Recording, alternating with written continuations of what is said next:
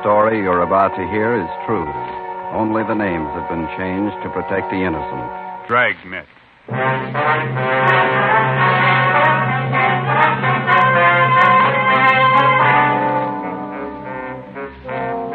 You're a detective sergeant. You're assigned a homicide detail. A woman has been murdered, her identity unknown. The body shows the marks of a savage attack. Your job, find the killer.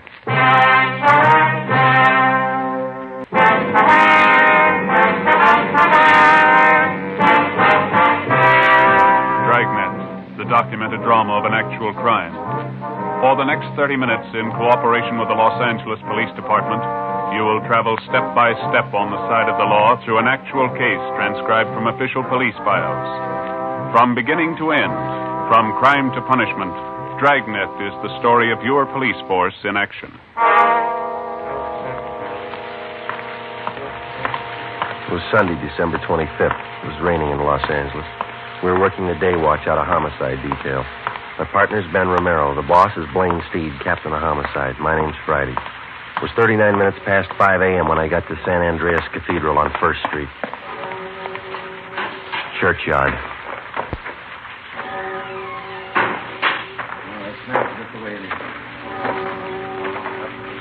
Hi, Dave. Hi, Joe. Body's over here.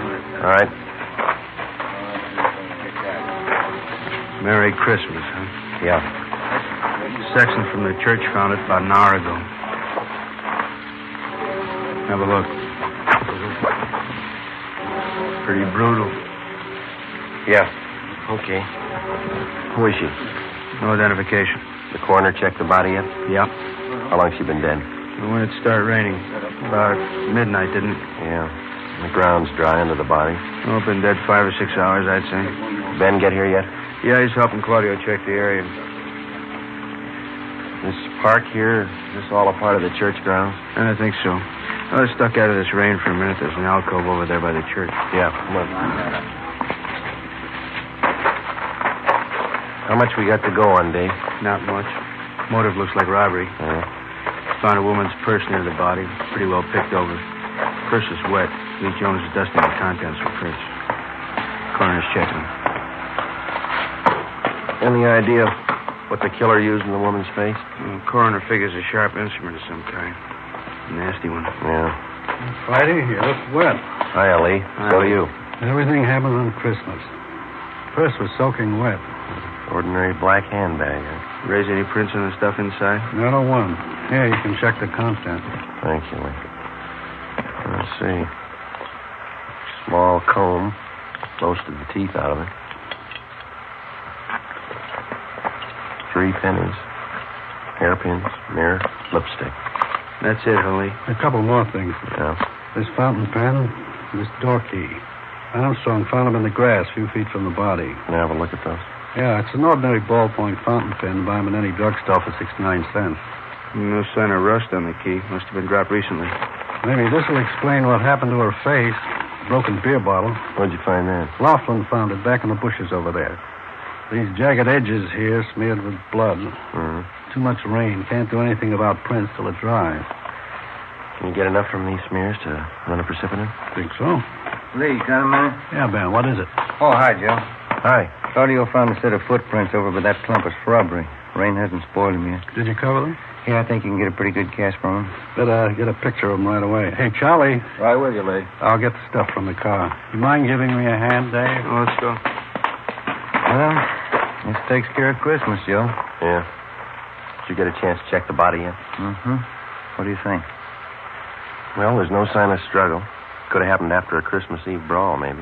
Yeah? Whoever the victim is, she was probably acquainted with the killer. The two of them came in the park, and the victim got it before she knew what was happening. Might work easier if we find out who the victim is. And we can check her prints through R&I when we get back to the office. What'd those footprints look like? Seemed like a heavy print, maybe work shoes of some kind. Want to see how Lee's making out? Yeah, let's go.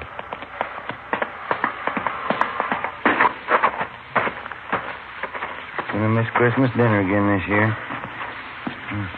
Footprint, fountain pen, and key. Where do we start? It's a cheap pen. They sell thousands of them. Want to smoke? Oh, thanks. Footprints will help convict the killer. Gotta find him first. Thank you. I don't know. Maybe we can work a switch. How's that? Find the lock that fits the key. 9 a.m., Christmas Day. Sergeants Dave Arroyo, Robert Claudio, Ben, and I went back to the office and took stock of what we had to work with. It wasn't much. The woman had been murdered. Who was she? Why was she killed? Who was the killer? Dave and Claudio had the dead woman's fingerprints taken, and they were run through the record bureau. Ben and I checked with Lee Jones at the crime lab. The results of the precipitant test showed that the type of blood found on the broken beer bottle matched that of the victim. From the cast of the foot impressions found at the scene of the killing, Lee estimated that they were made by a person approximately 5 feet 9 inches tall, weighing about 160 pounds. He figured the footgear must have been of a heavy type, either a boot or a dress shoe with thick double soles, size 11. 9:40 a.m. We checked in at the basement of the Hall of Justice, the county morgue.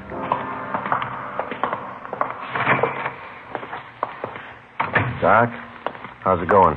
All there, Joe. Death caused by multiple fracture. The skull flashing in the face was a contributing cause. I sent her close to Lee Jones. Yeah, we know. No laundry marks. Well, I got two things. Maybe they'll help, maybe they won't. Yeah? The chemist's report here on the blood analysis shows the victim was drinking. She was definitely under the influence at the time she was murdered. 0.12% alcohol in the blood. Mm-hmm. How about the murder weapon, Doc? We going to rule out that beer bottle? I'm just coming to that. Step over here. Yeah? This mark here on the side of her face, brown smudge. Well, Jones says that that's shoe polish. He analyzed a few of the particles. Ties in. The cause of death was brought about by severe blows in the head and face. Heavy shoe, huh? That's my guess. Probably a boot or a work shoe. That doesn't add, Joe. How do you mean? If they were heavy work shoes the killer was wearing, why were they polished? How many people polish their work shoes? Could be waterproofing. No, Jones says it was a brown paste polish. And it doesn't figure. Unless the killer was wearing some kind of dress boots. Cycle boots, maybe. Hundreds of kids on motorcycles wear them. Yeah. That's going to be about as helpful as a key or a cheap fountain pen. Huh? Excuse me. County morgue, Tyson speaking. Yeah, all right, Frank. I'll tell him.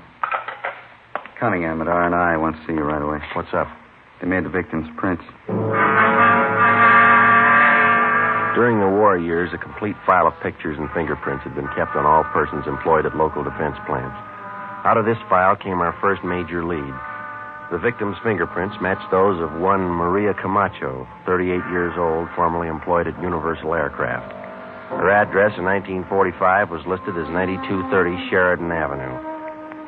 Ben and I went over to the crime lab, picked up the key and the fountain pen found near the body, and drove to the Sheridan Avenue address. The house was 3 blocks from the churchyard where the body was found. A young woman with a baby in her arms answered the door. She identified herself as Elena Gomez. She told us Maria Comacho was her aunt. They were expecting her for Christmas dinner late that afternoon. We told her what happened. When she recovered from the shock, we questioned her and her husband, a furniture worker. So hard for me to believe. Why anyone would do this to me? When's the last time you saw her, Mr. Gomez? Well, she was around last night, Sergeant. She brought the presents for the kids. Always brought them presents on Christmas. Did she live here? Was this her permanent address? No. She stayed with us during the war when Ray was overseas. When he came back, she took a room down the street. I can give you the address. All right. What time did Maria leave the house last night? Well, let's see. Must have been around 10 o'clock. Not much later. Don't you think, Elena? About 10 o'clock? Yeah, that's right. Go see what those kids are doing, huh, Ray? Yeah, all right. Did Maria have anything to drink here last night, Miss Gomez? Yes, we shared a glass of sherry together, that's all. Could you tell if she'd been drinking before she came here? Oh, it was Christmas Eve. I guess she'd had a few. Why? Was she a pretty heavy drinker? Not usually, no. Maybe on the holidays, though. I really like to get out and have fun, living alone and all that. Poor Maria. Oh, did she drink at home, or was there some particular place she liked to go? A cantina down on Soda Street. She used to go there. Any others? A couple of bars on Brooklyn Avenue. I don't know the names. What'd Maria do for a living, Miss Gomez? She took in some dressmaking. Worked for herself. She wasn't poor, wasn't rich. Her landlady could tell you about her friends. Kids are hungry, Lana. Dinner's getting cold. Sorry that we had to break in on you like this. Well, it's all right, Sergeant. It's just the kids. Ask the officers if they want some mint pie, Ray. Cup of coffee. No. That's all right, Miss Gomez, thank you. Just one more thing. Would you look at these, please? This pen. Sure, that's Maria's. Look, Ray, Maria's pen. Mm-hmm. Now, how about this key? No, I never saw that before. Neither did I. Well, thanks very much, both of you. Sorry to hold up your dinner. Oh, that's all right. We're not hungry. Hey, maybe I could fix you a turkey sandwich or No, thank you, Jeff. No. The same we have to be going. We'll contact you later on. Here's our card. All right. I can't think of a reason, Sergeant. Why someone would kill her. Why would they kill Maria? Poor Maria. Come on, honey. Come on. Nice kid. Seem to be having a good Christmas. Too bad we had to spoil it. We drove down the street to the rooming house where Maria Comacho stayed. We talked to the landlady and the rest of the tenants, but failed to come up with a lead. They told us Maria Comacho drank a little, but she was always pleasant, easy to get along with. We checked her room. We went through stacks of Spanish-language newspapers and magazines. We went through her bills, photographs, her letters. We found nothing. There wasn't an item in the small apartment that could help us. We went through the entire rooming house, trying each door with a key that we'd found by the body. It didn't fit any of them, not even the door to the victim's room. 5 p.m., there was a lull in the rain. We picked up Dave and Claudio and started to explore the only lead we had. The victim had been drinking a few hours before she'd been murdered, probably at a neighborhood tavern. For the next 6 hours, we canvassed every bar in the vicinity. 11:15 p.m., Christmas night. The four of us met in a combination bar-restaurant at Brooklyn and Soto for a bite to eat. You had as much luck as we did, huh? Nothing, Dave. Everybody we talked to knew the woman. Nobody saw her Christmas Eve. We picked up the names of a dozen friends of hers from the bartenders. Checked them out. They couldn't tell us anything. Well, we still got another dozen bars to cover at least. She must have been in one of them last night. Wish we'd find it. My wife's sure mad. You got company, so's mine. All right, gentlemen. Who had the grilled ham sandwich? I did. All right. And 3 hamburgers? Yeah. There we go. Our plate. You got some ketchup, please? Sure. Say you wouldn't like a little eggnog to go with that.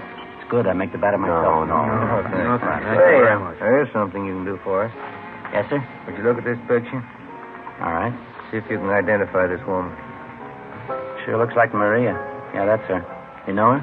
Was she in here last night, do you know? Yeah, she was. What time was she in? Oh, about 11:30. Why?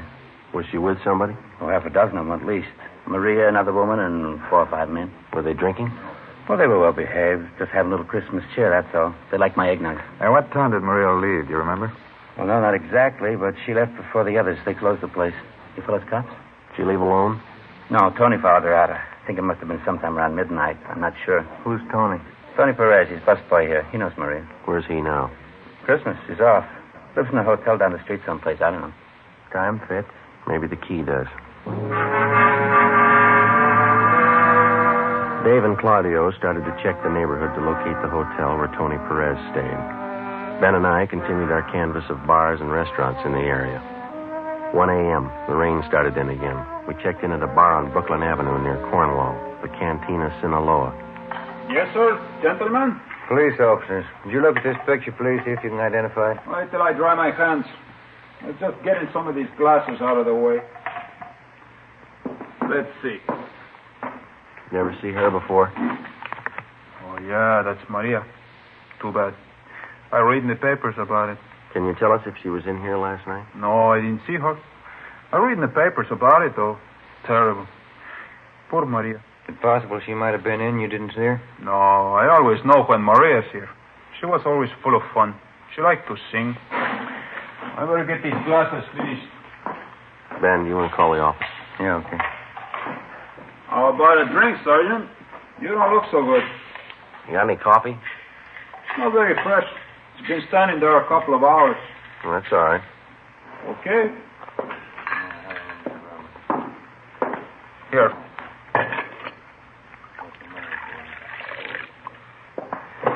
Here's the sugar. Okay, thank you. Yeah, that's not very warm, huh? Oh, that's okay. What do you think, officer? The guy was crazy? I don't know. Ah, he must have been crazy. Lots of nice rain. That's good for the farmers.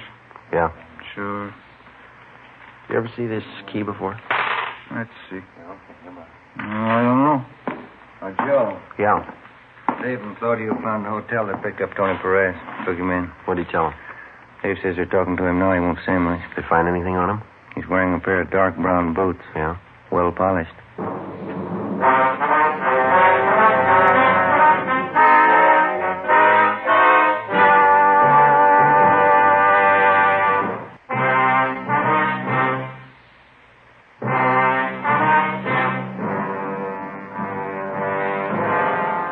Monday, December 26th, 9 a.m.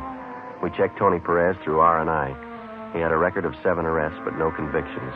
During the past year, he'd been booked on suspicion of 211 PC, assault with intent to do great bodily harm, and second-degree burglary. In each instance, he'd been released for lack of evidence. All of his shoes and clothing were brought to the crime lab for examination. 9:25 a.m. We brought Perez back to the interrogation room. He admitted that he had been with Maria Comacho Christmas Eve, but he denied having anything to do with her killing. He told us that after he had left Maria, he'd gone to a party at some friend's house. Dave and Claudio went out to check his story. I gave them the key found near the body and asked them to try it on the door to Perez's hotel room. Ben and I continued to question the suspect. How well did you know Maria Comancho, Tony? I told you already. She was just some old crow who used to hang around the bars, that's all. I used to talk to her once in a while. You ever have any arguments with her? No. How many times are you going to ask me that? It'd help a lot if you could tell us exactly where you left Maria Christmas Eve and when you left her. I told you already. I don't remember exactly. We were drinking. We were all drinking. I don't remember. How'd you get to that party? I walked. Place down on Malabar Street. Maria stopped at a bar someplace along the way, and that's the last time I saw her. Did you go in with her? No, she went in alone. I went to the party. That's all I know. Interrogation room Friday. Lee Jones, Joe. Yeah. Check the polish on Perez's boots. It matches with the smear of polish on the victim's face. Wax components are exactly the same. Good. How about the cast? Nope, they didn't match. The prints we cast out there were size 11, big heel. Perez wears a 9, pretty small heel. No match at all. What about the other stuff? Went over the rest of his shoes and his clothes. Nothing that ties in. Okay, Lee. Thank you. Do you shine your own boots, Tony? No. Why? Where do you get them shined? I go to Angelo's, Chicago Street, right near First. When's the last time you got a shine? Oh, Christmas Eve. What time Christmas Eve, Tony? When I got off work, about 2 in the afternoon. Hi. Hi, Dave. See one of you outside a minute? Yeah.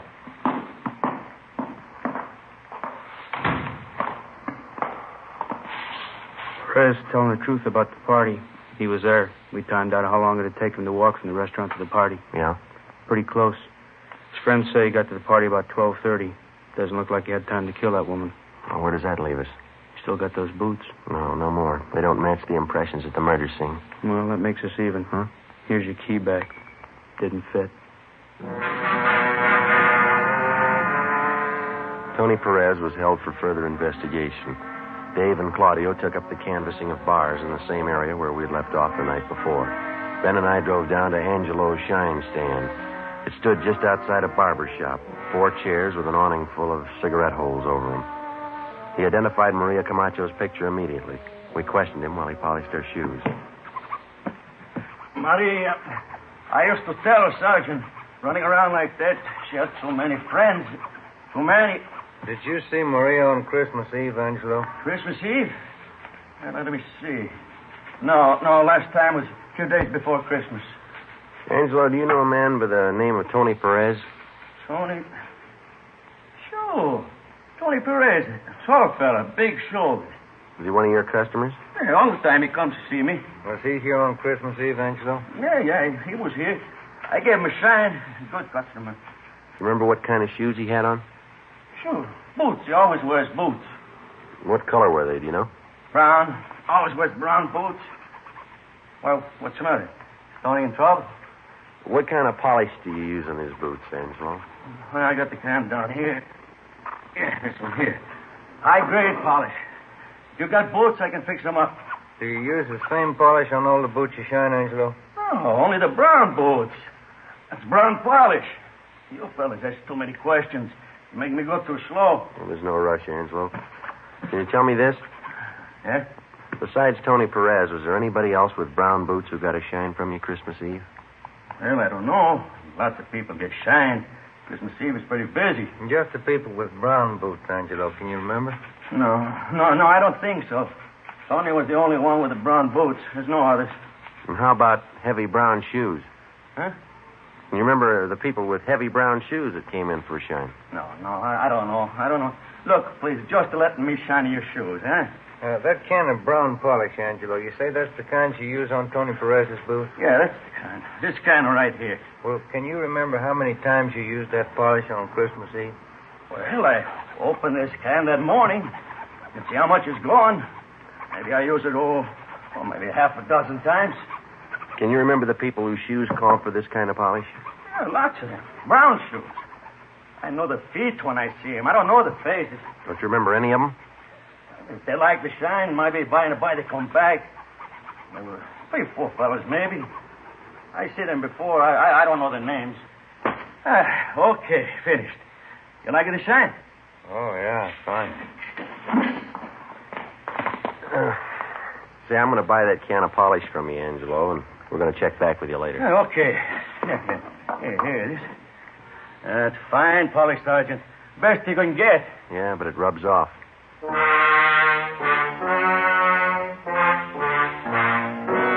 December 26th, 5 p.m. We drove back to the crime lab and had Lee Jones analyze the can of shoe polish. It matched exactly with the particles of shoe polish taken from the victim's body and from the boots of Tony Perez. We arranged for a stakeout at Angelo's shine stand. In case the people with heavy brown shoes returned, Angelo could point them out immediately to the men on duty.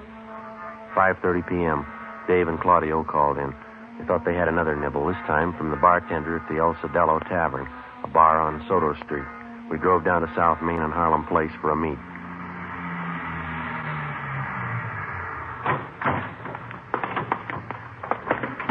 Hi, Dave. Hi. Figured we better move on this tonight. What's the pitch? Bartender on Soto tipped me that Maria Comacho was in his place Christmas Eve. Said it was a little after midnight. Yeah? Said she had a drink, left the place about 10 minutes past 12 with a guy called Frank Talano. Nosed around, found Miss Talano works at the Midnight Mission. Over there. All right, let's go. This it, Dave? Yeah. Good Friends Mission.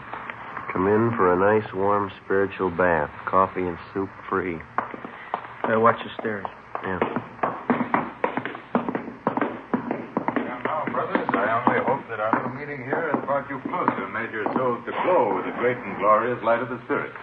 And yes, brothers, if we be not born again of that light, as the book says, we'll be damned, brothers. Okay. Amen. Now, brothers, while Sister Myrtle Ferguson plays one of her stirring marches, let's join arms, brother to brother, and march into the lunchroom where, through the kind graces of one of our benefactors, Pete Boudouris of the Acropolis Cafe, each one of you will be entitled to a bowl of turkey soup, some of Sister Wilson's homemade bread, and a cut of mince pie. Sister Ferguson, march.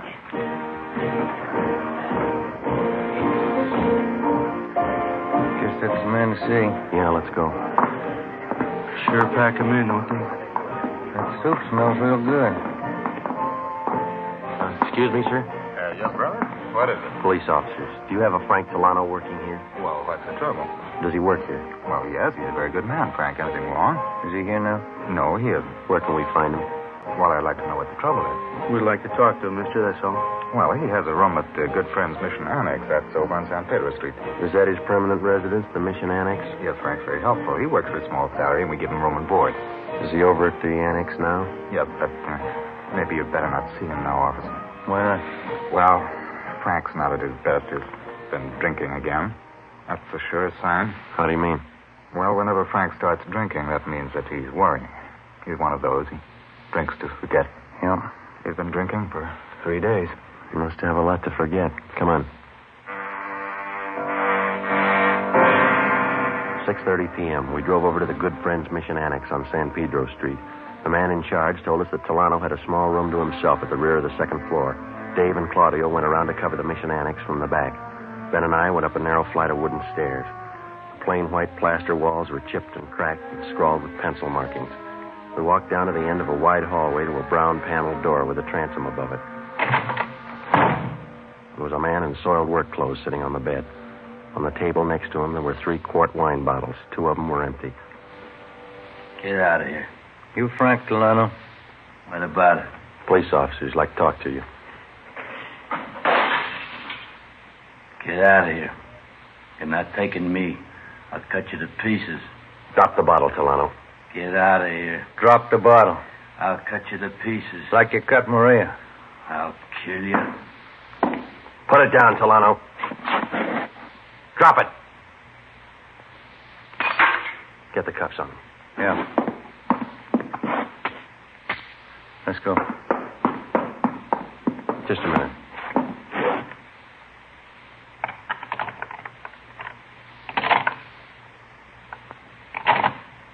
Yeah, it fits.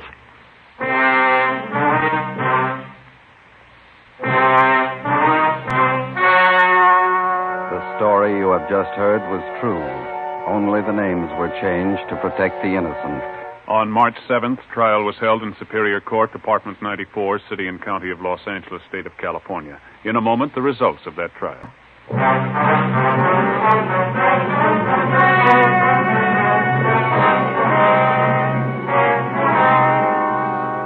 Frank Dominic Delano was tried and convicted of first-degree murder and sentenced to life imprisonment. He is now serving his term in the state penitentiary.